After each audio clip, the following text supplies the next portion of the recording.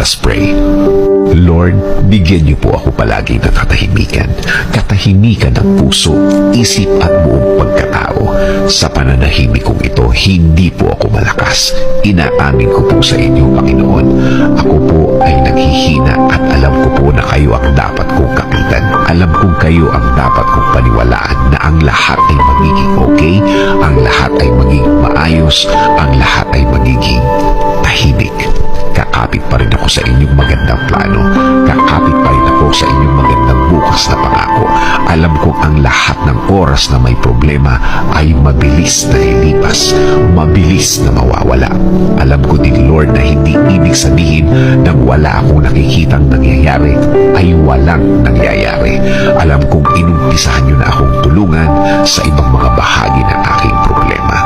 Alam kong magiging okay, Lord. Alam kong bubuti ang lahat. Alam kong makukuha ko ang plano niyo sa akin.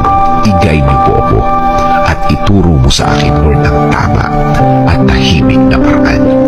In Jesus' name we pray. Amen.